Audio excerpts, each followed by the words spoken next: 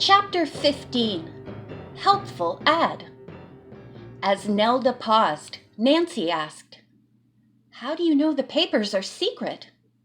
The girl pointed. "See the stamp in the left-hand corner of each one? It says so." Rod Havelock whistled. "How in the world did they get into this trunk? Obviously, they're not being carried legitimately. But how does a jewel thief become involved with espionage?" No one answered the question, but Nancy said, "I think the papers should be put into the captain's safe at once." Everyone agreed. Rod looked at his watch. "I must go back on duty in a short time. Nancy, suppose you put the papers in a bag and we'll carry them up to Captain Detweiler's quarters." Nancy smiled. "Good idea. And I'm glad of your protection. It's possible that spies are watching us every time we leave our cabin. If I should go alone, one of the men might pounce on me and take the papers away." The assistant purser nodded. He waited while she found a large beach bag into which she placed the letters and agreements. Then she zipped the bag shut. "If anyone is looking, I hope he thinks I'm going swimming," Nancy said. Turning to the other girls, she asked them if they would put the trunk back in the wardrobe. "And lock all the doors and hide the keys," she urged. "We'll be glad to," Nelda replied.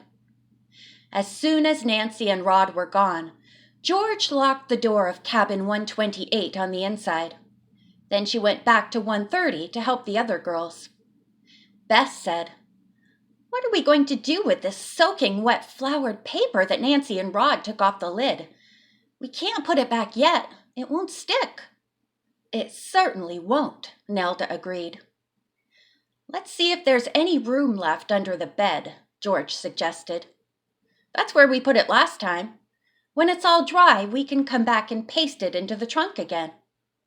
"What if it shrinks?" Bess asked. The other girls had to admit that they had not thought of this. Nelda said, "I have a pressing iron with me. Do you think we dare attempt to iron the paper dry? Then it won't shrink."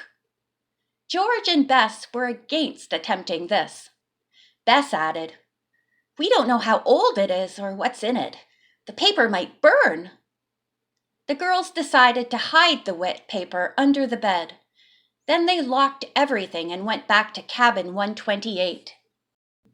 In the meantime, Nancy and Rod Havelock had been walking along the deck. In order to fully protect her, the assistant purser took her arm and kept a sharp eye out for a possible attacker. Presently, they saw little Bobby run out of the lounge near them. He stopped short, looked at the couple, then burst out, "Havelock! Arm lock! Havelock! Arm lock!" Rod Havelock let go of Nancy's arm and dived for the little fellow, but Bobby was too quick and he ran off laughing. Nancy knew the youngster was only teasing, but she blushed a deep red. Rod's face, too, had turned crimson. His composure was soon restored, however, and he said with a grin, "Miss Nancy Drew, may I put an arm lock on you?" The two laughed and went on to Captain Detweiler's quarters. Fortunately, the officer was there. He admitted the couple at once. Then Nancy asked him to lock the door. He smiled. "More surprises?" he asked. She grinned back. "A big one, and I think a very important one." She unzipped the beach bag and let the papers tumble onto the captain's desk.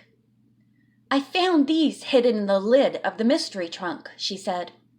Nelda translated some of the documents and said they no doubt had come from the government offices in Johannesburg. "I couldn't figure out why anyone stealing jewels should be involved in the espionage business at the same time." "Perhaps he's just a contact hired to smuggle the papers into another country," the captain suggested. He picked up one document after another and quickly scanned them. Finally, he said, "These are important indeed. Nelda and I have a relative who works for the government. He told me that some time ago a number of very important secret papers had been stolen from the office files, and there has been no trace of them. I feel sure these are the ones, and will contact Johannesburg at once." He paused for several seconds, then said, "Nancy, you have done a wonderful job of sleuthing since you've been on board, and this perhaps is the most important find. I think the government in Johannesburg owes you a deep debt of gratitude." Nancy was embarrassed. She merely said, "Oh, that's high praise, but thank you. I think now I'd better leave. Please put the papers in your safe." "Indeed I will," the captain replied. Nancy and Rod went outside. He said to her, "I'm due down at the purser's desk and must hurry. You don't mind if I leave you here?" "Not at all," she responded, "and thanks a million for your help." After breakfast the next morning, Nancy wandered to the secluded area of the sports deck where she had seen Otto August twice, once alone and once with his companion. Maybe the two of them will be there now, talking in their finger language, and I can pick up another clue, she thought. The girl sleuth strolled over to the spot, but no one was there. For a moment she felt a sense of disappointment. Then she chided herself. How could I expect them to be there every time I come? Nevertheless, she walked to the men's chairs. A natural instinct for sleuthing told her to look around. Nancy noticed a crewman picking up bits of paper and other trash that had been left near Otto August's chair. She detected a small piece of paper sticking up between two floorboards. Quickly, she reached down and carefully pulled it out. To her surprise, there were 3 drawings on it. They were hands showing finger language. She read, "Dan." The girl detective stared at the name for several seconds, then decided to look at the passenger list for someone named Dan or Daniel. She hurried back to cabin 128. The other girls were not there. Nancy scanned the passenger list, but found no one with that name. Now what'll I do? She asked herself. I wonder where the girls are. Something told her to return to the sports deck. Perhaps I overlooked something else that was dropped, she thought. The 2 suspects had not yet come to occupy their favorite chairs. Nancy went over to them and glanced around. The crewman whom she had seen cleaning up came in her direction. He was holding out a copy of the New York Times. "Is this what you're looking for?" he asked. "I found it on that chair." He pointed to the one Otto August had used. Nancy was about to turn down the offer when her eyes focused on the date of the paper. It was 1 week old. Maybe Mr. August was reading this for a specific purpose, she told herself. Who knows? There may even be a clue in the New York Times. She reached out to take the paper. "Thank you so much," she said, smiling at the crewman. Then once more she hurried to cabin 128. She laid the newspaper on her bed and began to look at the headlines. Most of the articles were familiar to her because she had seen them in European newspapers. After she had turned several pages, Nancy suddenly stopped and gazed at a sheet. Something had been neatly cut out of one column. Mr. August must have done this, the girl reflected. I'll have to find out what the missing clipping said. She decided to go to the ship's library and see if a duplicate of the newspaper was available. The woman in charge told her, "I'm sorry, but we don't have it." As Nancy turned away, disappointed, a passenger who had been reading nearby glanced up. "I have a copy of the Times of that date in my cabin," he said. "You're welcome to it. I'll get it for you." Nancy thanked him. While he was picking it up, She looked among the books that were available to passengers. This looks interesting, she thought. Life of a Waterfront Detective. In a few minutes, the man returned with the newspaper Nancy wanted. Here it is, he said. I don't need it anymore, so you can keep it. Thank you very much, Nancy replied, putting the book back. You've been very kind. She spread the paper on the library table and turned to the page she wanted to see. In the spot that Otto August had cut out was an advertisement. As Nancy read it, her heart began to beat faster. What a clue, she thought, studying the ad. A New York company desired to acquire precious, flawless stones in or out of settings.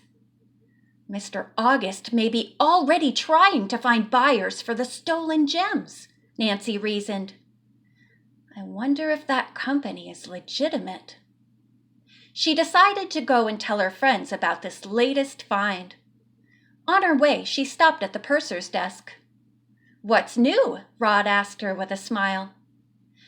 I believe Otto August cut out an ad from the New York Times that was placed by a company wanting to buy precious stones, she whispered. Here, look at this. The young man read the advertisement. That figures, he said. August is planning ahead. Sure is. By the way, can you do me a favor and see if there's a crew member or an officer named Dan or Daniel? I couldn't find anyone by that name on the passenger list.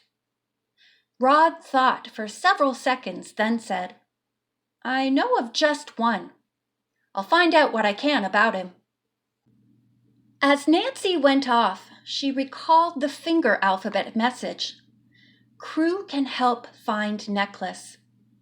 Was Dan the crewman referred to? She went down the stairs and walked around a corner toward her cabin. As she turned, she noticed a man in the distance standing in front of a cabin door. He seemed to either lock or unlock it. Nancy tensed. Was it cabin 128 or 130? She quickened her step. The man glanced over his shoulder in her direction, then walked away in a hurry. Nancy followed, and as he turned a corner, she began to run. But when she reached the cross corridor where the man had turned, no one was in sight. I wonder if it was August, Nancy thought, and returned to her cabin. Perhaps he was trying to get into our room again.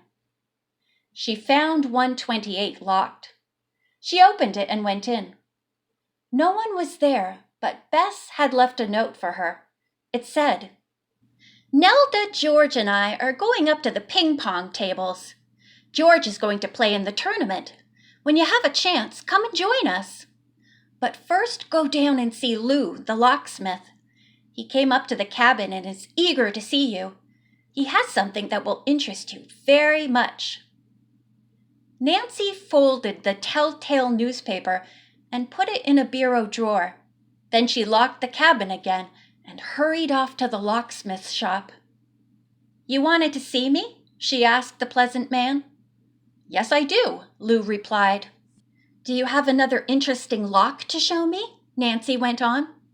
No, but one of the passengers came to me with a briefcase that wouldn't open. It had a most unusual lock on it.